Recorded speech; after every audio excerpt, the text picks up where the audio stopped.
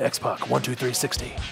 Well, I mean, once again, if I have any type of legacy, it's that I'm pretty good at working my way out of people's finishes and familiar moves and changing it to things that you've never seen before.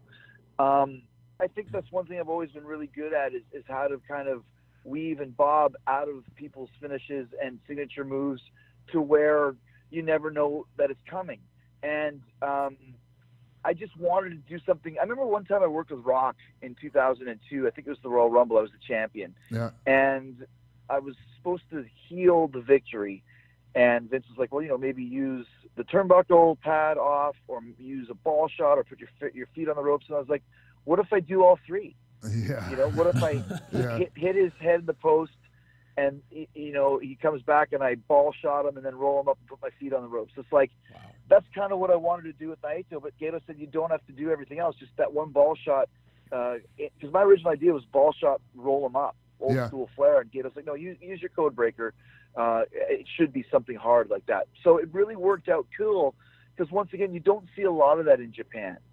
Yeah. And I still always believe that a heel should heel his way over, no matter what it is. I don't care where you are, or if you're winning as a heel, there should be some sort of heelish maneuver, even if it's just something like, a head fake to the ref, where he turns and flinches, or a poke in the eye, or whatever it may be. So I thought that was the right way to go, and it really, people were surprised by it in a good way. So once again, well, here's the thing, that really worked. Chris, here's the thing about that match going into it. Like it was a match where, and from the way I was looking at it, neither guy could really afford to lose, and because I think that, and I was talking to Barry Bloom about this actually. I was like, hey, if Chris needs to win his next match over there, that's.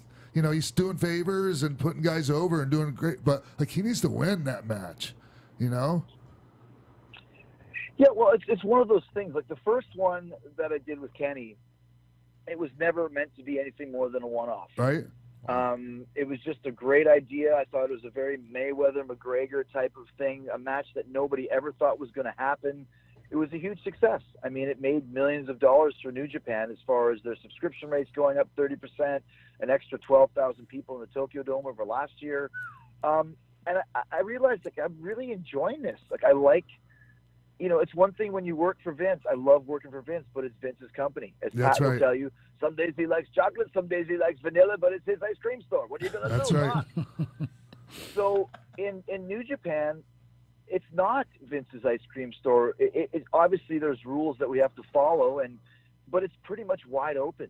And another thing that I love, and Rocky will tell you this, is they don't clue the cameraman in on anything. Yeah. The camera is all kayfabed. So you don't have to tell anybody what you're doing for your finish or anything, because they're not telling anybody anyways. Now, sometimes it leads to them missing a shot if they blade or whatever it may be. But overall, you don't have to be so regimented, and no one really knows what I'm going to do. Yeah. So I don't have to have it second guessed.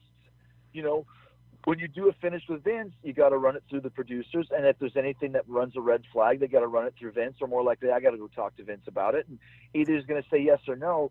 But by the end of the day, you've gone over it so many times, and it's been changed and warped and moved, and Vince has added what he wants in there, that it's not completely 100% the artist. I find in Japan the artists get to be more of an artist, which I really found refreshing. I really love that. So, long story short, when I did the Kenny match, as soon as it was done, I went back to Gator. I said, let me do something at Korakuen tomorrow. Let's change my flight. I'll leave the following day, and put me in there with somebody. I wanted it to be Okada or Tanahashi. Yeah. He suggested Naito. I said, perfect, and let's leave the door open. We did the beatdown in Korakuen Hall the next day. It took us about 2 or 3 months to hammer out another deal. Now we got the Naito match. Now, once again, people don't know if it's a one-off or not. I know differently. It was the perfect way for that match to end for me to go over. A, I needed it, like you said. B, it's going to lead to a whole story that we're telling with me in New Japan. Yeah. No, I mean, you needed it if you were going to continue to go over there.